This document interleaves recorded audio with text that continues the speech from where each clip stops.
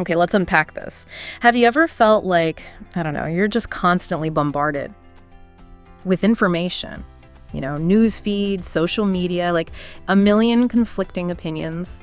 Just the sheer hum of the world kind of clamoring for your attention. Oh, absolutely. It's that feeling, isn't it? Information overload. It's something so many people experience. Yeah, exactly. It leaves you feeling not just overwhelmed, but honestly, often energetically drained. And you find yourself yearning for clarity, right? For something actionable, insights that cut through all that noise and actually help you navigate life with, I guess, more purpose and less fatigue. Definitely. That's the goal for a lot of folks right now. So today, we're embarking on a deep dive into a really unique source, something that promises exactly that. A kind of roadmap to reclaiming your energy and consciously building the reality you actually desire. Our source material for this particular deep dive is, well, it's fascinating, to say the least. We've got excerpts from a YouTube video transcript. Specifically, it's a message channeled from someone called Meera of the Pleiadian High Council. It was on a channel called GFL Station, and the video title is The Critical Next Step for All Starseeds. Okay, so quite a specific source there. It is, and maybe we should give a little context for listeners who might be new to this kind of material. Good idea. So Starseeds, that generally refers to souls who are believed to have, originated from other planets or star systems. Incarnated on Earth. Right, incarnated here to assist in its spiritual evolution, often feeling this deep sense of purpose or maybe feeling different from others. And the Pleiadian High Council. Yeah, that represents a collective consciousness. In certain spiritual circles, they're seen as guides, maybe higher dimensional beings, offering wisdom and energetic support. Precisely. And as always, our mission here isn't about endorsing any particular belief system or claiming its literal truth, right? No, absolutely not. We're here to extract the core wisdom, the practical steps, the surprising insights within this material. Our job today is to sift through this unique source, pull out those actionable insights, and really understand what it means, like the source says, to stop paying that heavy tax that a third-dimensional world demands. A heavy tax? What do they mean by that exactly? Well, the source defines this tax as a constant drain from things like fear, trauma, and distraction. These are elements often associated with what's called the third-dimensional world. Okay, so third dimension in this context, it's not like a spatial dimension. No, not really. It refers more to a reality that's characterized by duality, ego, material density. Yeah. Where experiences often feel driven by external circumstances and the sense of separation. Right, that makes sense. That feeling of being buffeted around by things outside your control. Exactly. And the goal then of stopping this tax is to learn how to reorient that precious life force, that energy, towards what the source calls a new Earth timeline. A new Earth timeline. Okay. So shifting from that dense, maybe fear-based reality towards a higher, more unified, consciously co-created reality, often called 5D. 5D, so fifth dimensional consciousness. That's the idea. Characterized by unity, unconditional love, compassion, and a direct awareness of our power to co-create. Moving beyond the limitations and, well, the fear of 3D. It's about understanding the mechanics then, how we interact with reality. Yes, moving from being reactive to being genuinely creative. And that's what's so compelling here, because it's not just theory, is it? It's not just abstract concepts floating out there. Well, not at all. The message is incredibly practical. It actually outlines what's described as a gentle 7-day reorientation of allegiance. A reorientation. Yeah, and it's designed to help you, the listener, reclaim your power and consciously participate in creating your desired reality, instead of just feeling passively shaped by everything going on around you. Taking tangible steps. Exactly, step-by-step actions to shift your internal landscape, and hopefully your external experience too.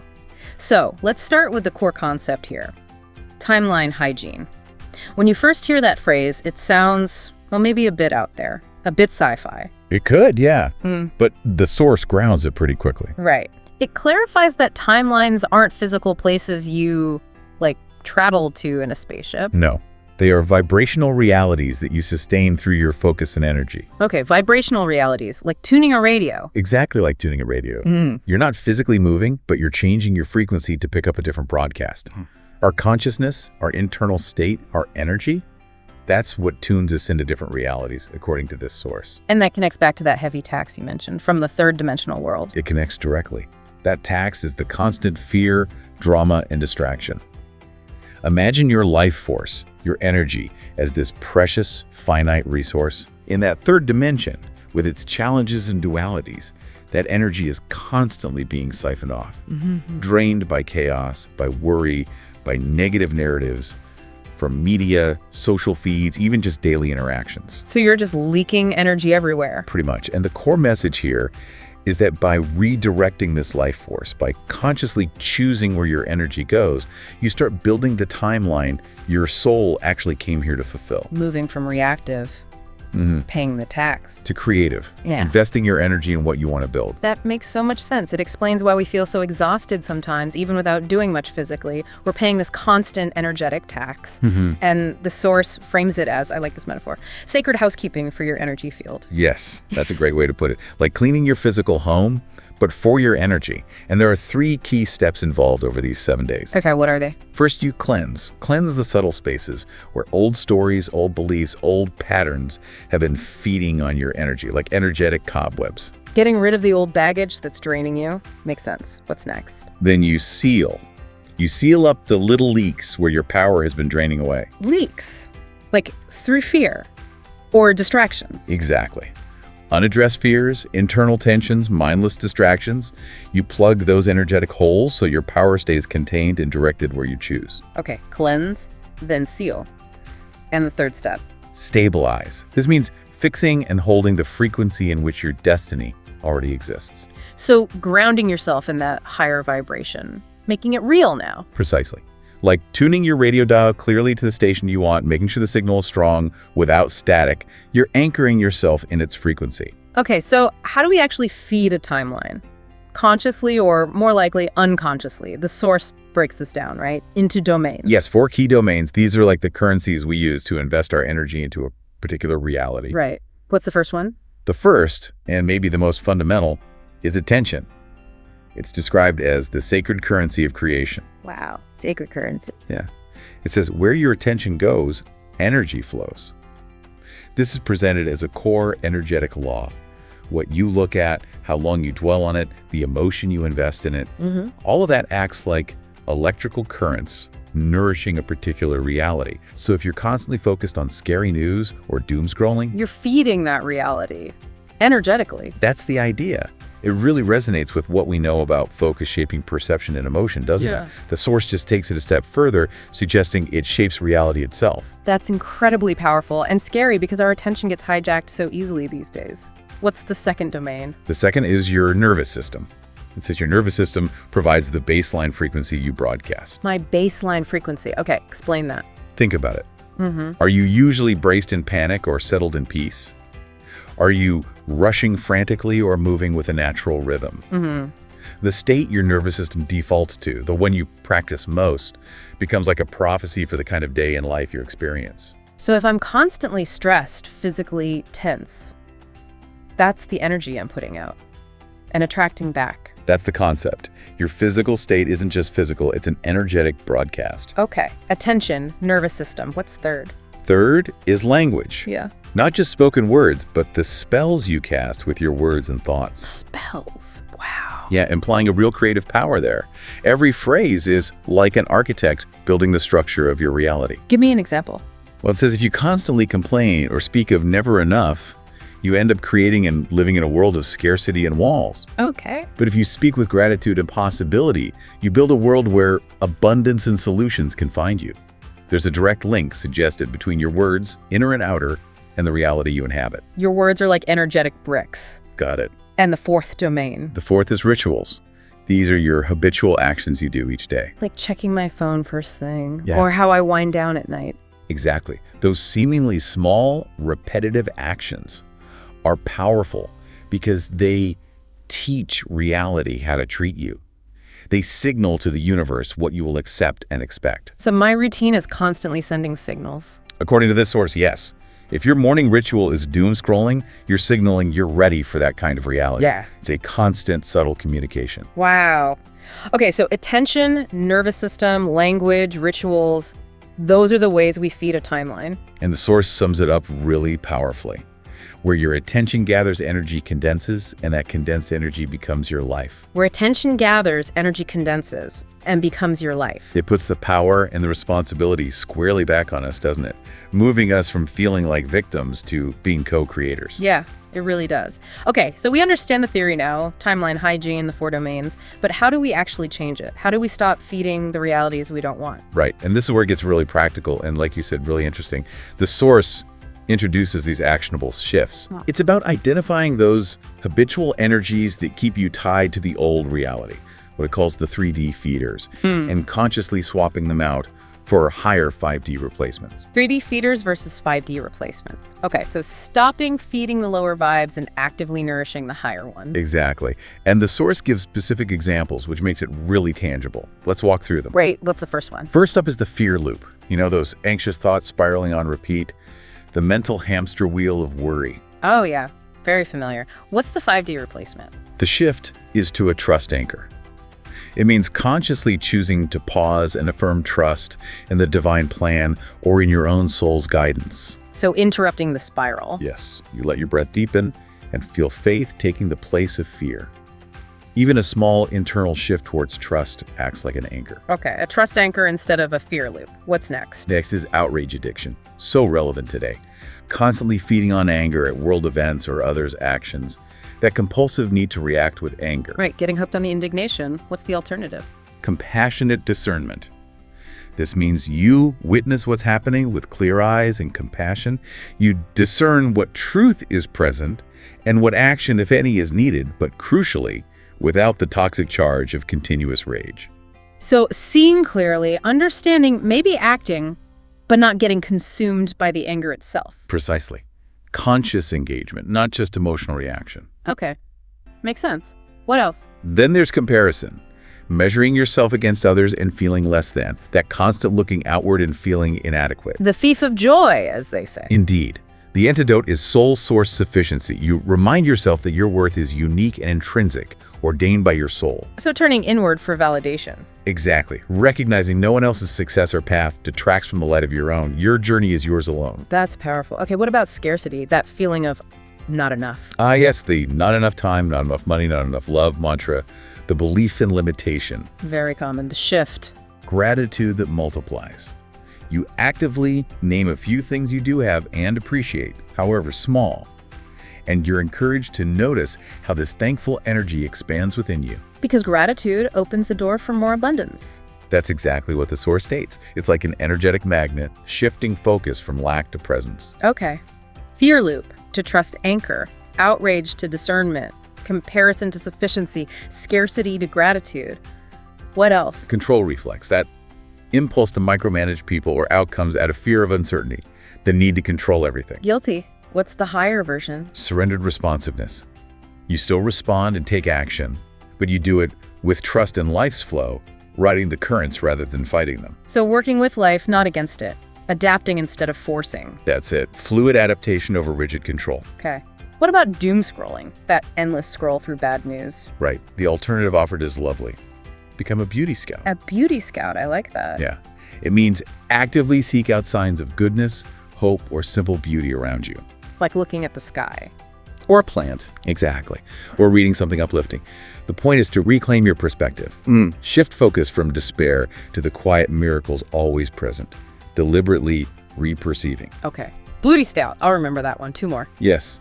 Isolation. The belief that you're alone and must do everything by yourself. Pulling back, not asking for help.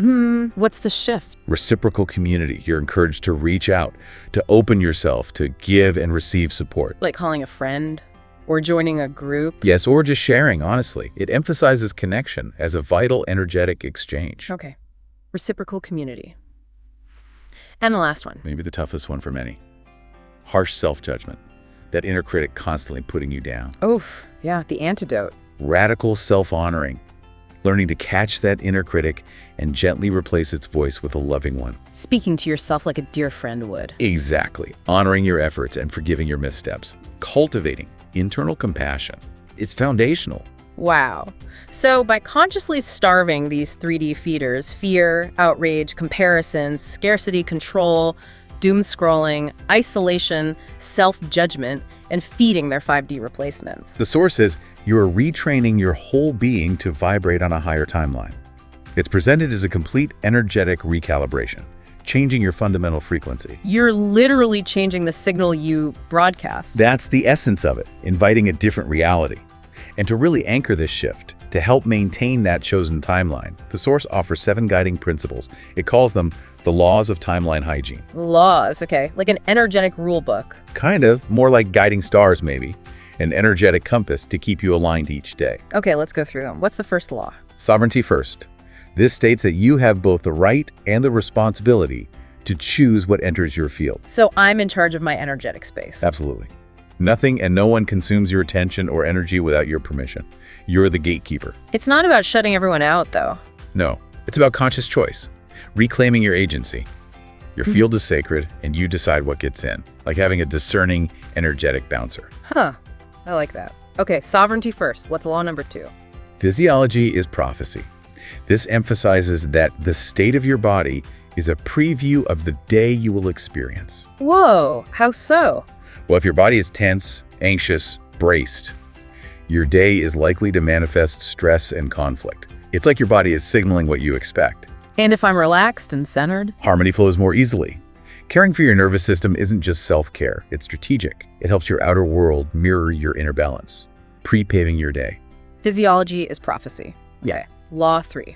Language builds architecture. This echoes what we talked about earlier, but makes it a core principle. Yeah. Speak only what you are willing to live inside. Your words shape your life, energetically. Yeah. Yes. If you don't want a life of anger or scarcity, don't speak it. Don't let those thoughts dominate internally either. So consciously choose words of kindness, abundance, possibility. And you build a reality that reflects that, recognizing your linguistic power. Language builds architecture. Got it. Number 4. Beauty is a technology. This is a really interesting reframe. Beauty. A technology. How? It says seeking and celebrating beauty isn't just a luxury. It's a powerful spiritual technology because what you focus on grows. So focusing on beauty, Yeah. like a sunset or a leaf. Or even the resilience in someone that activates a high vibration of healing. Beauty literally retunes your field to a divine frequency where solutions and miracles can arise. Wow. So actively looking for beauty helps create more harmony. That's the idea. It's an active practice of energetic alignment. Beauty is a technology. It Okay, seems number 5. Service stabilizes the signal. It suggests that whenever you give of yourself in true service without expectation of reward, you strengthen the signal of love in your field. True service. Yeah. Like small acts of kindness. Exactly. A daily act of kindness or help, even a small one, like a kind word or caring gesture, locks your energy into abundance and meaning. Fear and isolation struggle to take hold in a heart that gives freely. It's a loop then. Giving love generates more love within you. Yes, stabilizing your high vibe field. Service stabilizes the signal. Makes sense. Law 6. Ritual beats willpower. This one is so practical. It acknowledges that human willpower can be fickle, but supportive rituals are sustaining. Oh, that hits home. Relying on willpower alone is exhausting. It really is. So the advice is to design simple, nourishing habits like morning quiet time, mindful movement, evening gratitude. Because consistency carries you further than occasional big effort. Exactly. You build an energetic current that carries you instead of always having to paddle so hard. Ritual beats willpower. Love that. And the final law, number 7. Gentleness wins always. Crucial for any change. Treat yourself with gentle kindness. Why is that so important here? Because shame and self-criticism are like glue that keeps you stuck in old patterns, while compassion dissolves that glue and sets you free. So when you inevitably slip up, So it's the source says we will. You meet yourself with compassion, not punishment. That gentle acceptance lets you realign much faster. gentleness wins always. Okay. These 7 laws, they feel like the foundation for the practical steps, don't they? They absolutely are. They provide the energetic framework for the 7-day plan that follows. Okay, so we've got the concepts, the 3D, 5D shifts, the 7 laws. Now, how do we actually do this? What does it mean day to day? The source gets a specific plan, right? A 7-day action plan. It does. A remarkably clear roadmap, actually. Specific practices for morning, midday, and evening each day. It's structured but gentle, designed to systematically repattern your energy field over the week. Okay, let's dive into the details. Walk us through it day by day. Absolutely. This is where the rubber meets the road, so to speak.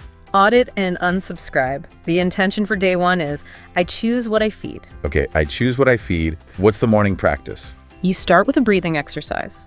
Place a hand on your heart, breathe in for 5, hold for 2, exhale for 7. Repeat that a few times to calm the nervous system. In 5, hold 2, out 7. Got it. As you do that, state your intention. I revoke any permission I have ever given for fear or chaos to direct my attention. I choose what I feed. Feel the power in that. Then you make 2 lists. 2 lists. Yes. Feeds my spirit and feeds 3D. Be really honest. What truly uplifts you?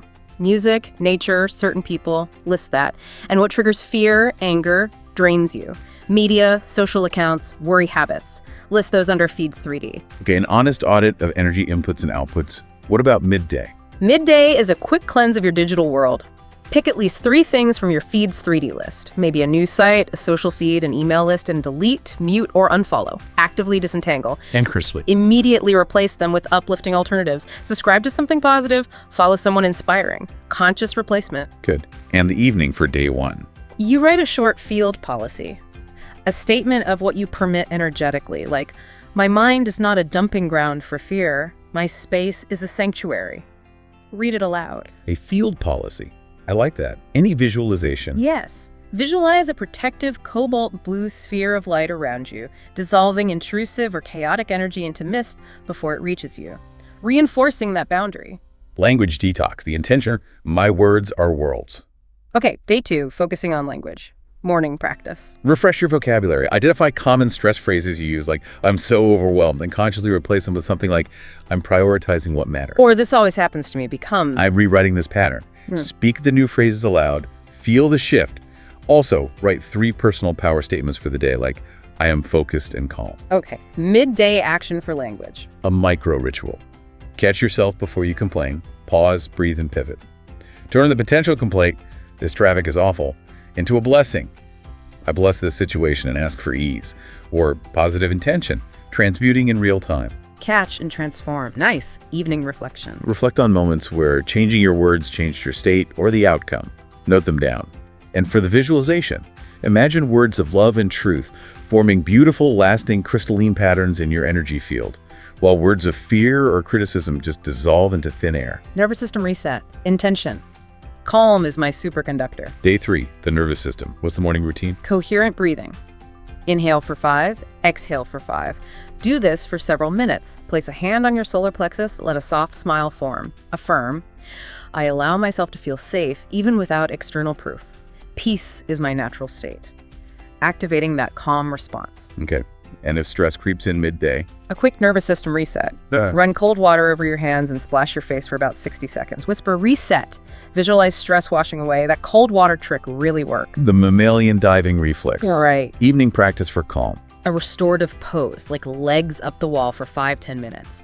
Then, jot down a worry and write a loving response to it from your highest self. And visualize a gentle, pearlescent rain washing through your aura, clearing static, leaving you like a steady, peaceful lighthouse. Space and signals. Yeah. Intention. My environment obeys my intention. Day 4, focusing on our surroundings. Morning. Purify a small area of your desk, bedside table. Clear everything off. Mindfully put back only what supports and inspires you. Add intentional objects. A candle for clarity, a plant for life force, a symbol of your purpose. Setting the energetic tone of your space. Midday. Digital cleanse. Unsubscribe from cluttering emails or notifications.